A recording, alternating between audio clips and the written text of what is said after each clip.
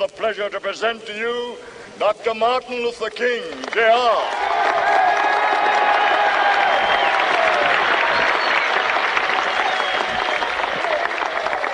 I am happy to join with you today in what will go down in history as the greatest demonstration for freedom in the history of our nation.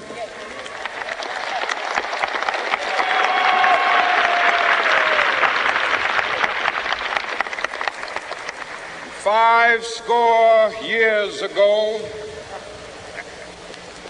a great American in whose symbolic shadow we stand today signed the Emancipation Proclamation. This momentous decree came as a great beacon light of hope to millions of Negro slaves who had been seared in the flames of withering injustice.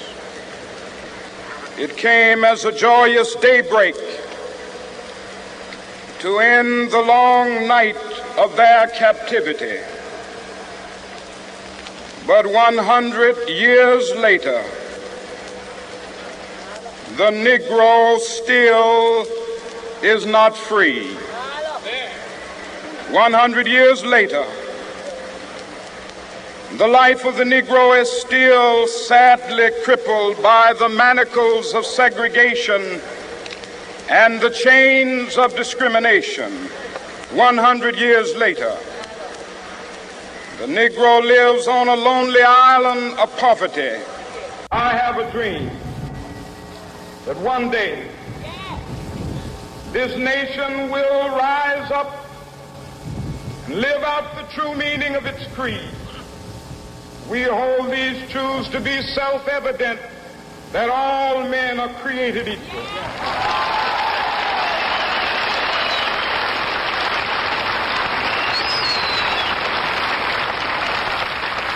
I have a dream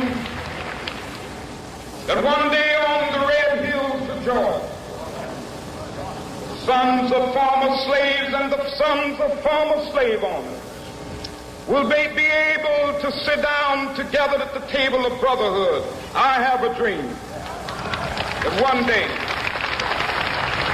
even the state of Mississippi, a state sweltering with the heat of injustice, sweltering with the heat of oppression, will be transformed into an oasis of freedom and justice. I have a dream. My four little children will one day live in a nation where they will not be judged by the color of their skin, but by the content of their character. I have a dream today.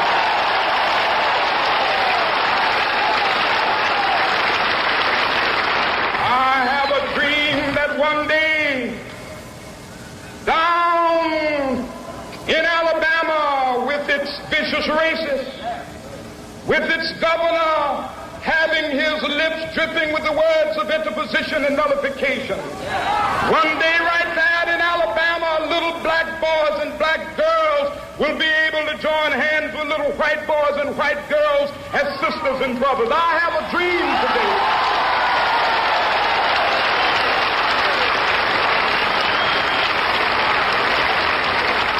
I have a dream that one day every valley shall be exalted, and every hill and mountain shall be made low. The rough places will be made plain, and the crooked places will be made straight, and the glory of the Lord shall be revealed, and all flesh shall see it together.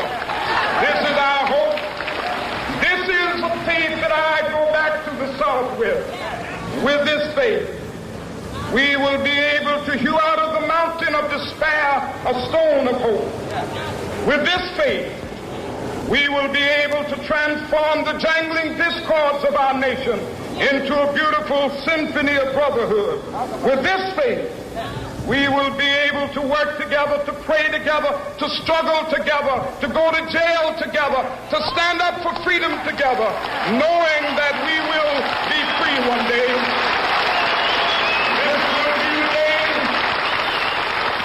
This will be the day when all of God to sing with new meaning, my country, tears of thee. Sweet land of liberty, of thee I sing. Land where my fathers died, land of the pilgrim's pride. From every mountainside, let freedom ring. And if America is to be a great nation, this must become true. And so let freedom ring. From the prodigious hilltops of New Hampshire, let freedom ring.